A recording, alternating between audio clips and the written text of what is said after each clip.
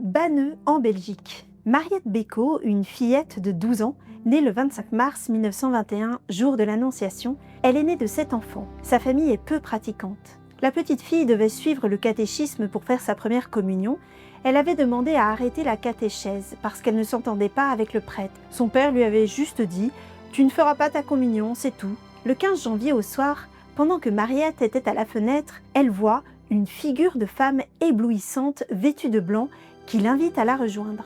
« Mon Dieu, maman, dit-elle, je vois une dame dans le jardin, si bien habillée, si élégante. »« Laisse-moi tranquille, c'est des sottises, répond sa mère. »« Mon Dieu, maman, on dirait la Sainte Vierge. »« Oui, c'est peut-être la Sainte Vierge, ironise la maman. » Madame Bécaud vient à la fenêtre, soulève le rideau et voit également une silhouette blanche. « C'est une macrale, une sorcière, dit-elle. » Mariette se met à égrener le chapelet qu'elle avait trouvé quelques jours auparavant sur la route. La belle dame lui fait signe de la main, l'invitant à sortir.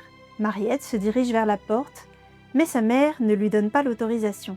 Le lendemain, alors que la maman a raconté l'histoire au papa, celui-ci lui dit « Tu deviens sotte !» Mais devant son regard limpide, il s'interroge. Sa fille ne lui a jamais menti. Le 18 janvier, à 19 h, Mariette est au jardin et prie à genoux. Alors que sa maman ne l'avait jamais vue prier, elle voit de nouveau la dame. Tombant à genoux par 3 fois, elle se retrouve près d'une source. La dame lui dit « Poussez vos mains dans l'eau. Cette source est réservée pour moi. Bonsoir, au revoir. » Le jeudi 19 janvier, le temps est très mauvais. Mariette est à genoux dans le sentier. La dame lui apparaît et Mariette lui demande son nom. « Je suis la Vierge des pauvres, lui dit la dame. Belle dame, vous m'avez dit hier que cette source est réservée pour moi. Pourquoi pour moi ?»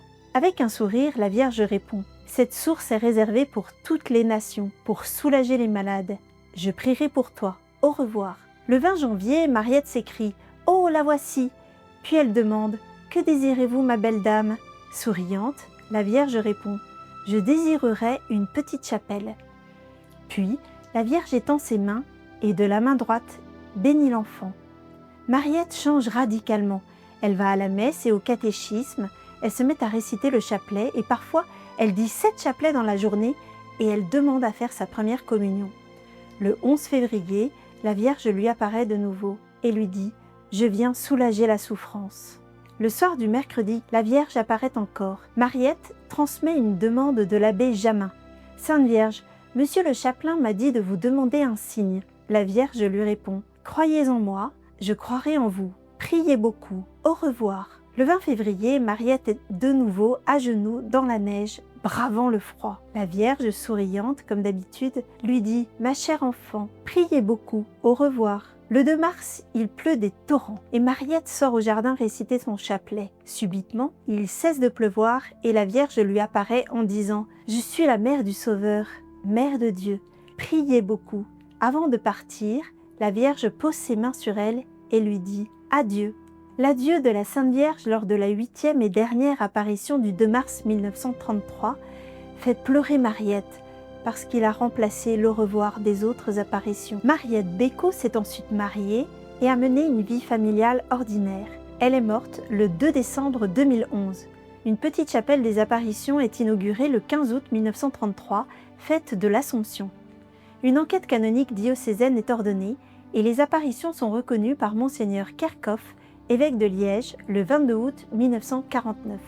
La guérison complète d'une religieuse de Liège, sœur Ludegarde, qui souffrant d'une décalcification des os prononcée et irréversible, avait absorbé quotidiennement de l'eau de Banneux, est déclarée inexplicable par les médecins qui la soignent en juin 1937. C'est le premier miracle reconnu. En 2008, à l'occasion des cérémonies du 75e anniversaire des apparitions, la voyante chargea le chapelain du sanctuaire d'exprimer une dernière parole. « Je n'étais qu'un facteur chargé de remettre un message. Une fois le message remis, le facteur cesse d'avoir de l'importance. » Nous avons vu que Marie était Immaculée Conception. L'Église nous enseigne aussi que Marie est Mère de Dieu. Mais pourquoi Marie est-elle Mère de Dieu? L'Église, dans le catéchisme au numéro 495, s'appuie sur l'Évangile en Jean 2:1. Dans le récit des noces de Cana, Marie est appelée Mère de Jésus.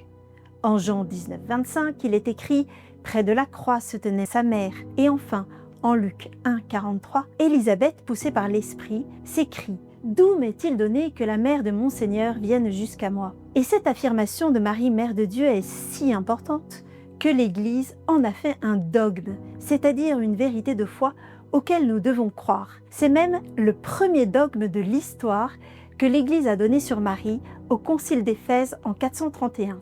Si quelqu'un ne confesse pas que l'Emmanuel est vraiment Dieu et que pour cette raison la Sainte Vierge est Mère de Dieu, qu'il soit anathème. Marie est Mère de Jésus, et c'est parce que Jésus est inséparablement et indissociablement vrai Dieu et vrai homme que Marie est donc nécessairement Mère de Dieu. Marie est Mère de Jésus, de Dieu le Fils. Mais attention, elle n'est pas la mère du Père, ni de l'Esprit Saint, seule de Jésus, le Fils, qui s'incarne. Le catéchisme explique encore au paragraphe 466 que Marie est Mère de Dieu, non parce que le Verbe de Dieu a tiré d'elle sa nature divine, mais parce que c'est d'elle qu'il tient le corps sacré doté d'une âme rationnelle, unie auquel en sa personne le Verbe est dit naître selon la chair. Marie est mère d'une personne divine, non d'un concept. Il était donc nécessaire de lui donner ce titre de Mère de Dieu qui garantit et réaffirme la réalité de l'incarnation. Appeler Marie Mère de Dieu protège la foi en l'unique personne du Christ.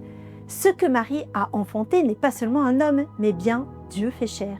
Ce titre n'est donc ni symbolique, ni poétique, c'est une réalité. Et quand fêtons-nous Marie, Mère de Dieu ? En 1969, sous le pape Paul VI, l'Église décide clairement que le 1er janvier devient officiellement la solennité de Marie, Mère de Dieu. C'est une solennité. La messe du 1er janvier est donc une messe obligatoire. Comme le dit le missel romain, liturgie officielle, en ce jour où commence l'année civile, l'Église célèbre la maternité divine de la bienheureuse Vierge Marie. Alors, posons-nous cette question. Est-ce que je crois que Marie est Mère de Dieu ? Aujourd'hui, nous vous invitons à faire un effort alimentaire ou à vous priver de quelque chose. Au nom du Père, du Fils, du Saint-Esprit. Amen. Vierge des pauvres, conduis-nous à Jésus. Source de la grâce, Vierge des pauvres, sauve les nations. Vierge des pauvres, soulage les malades. Vierge des pauvres, soulage la souffrance. Vierge des pauvres, prie pour chacun de nous. Vierge des pauvres, nous croyons en toi. Vierge des pauvres, crois en nous. Vierge des pauvres, nous prierons beaucoup. Vierge des pauvres, bénis-nous. Vierge des pauvres, Mère du Sauveur, Mère de Dieu, merci. Amen. Saint Joseph, priez pour nous. Saint Carlo Acutis, priez pour nous.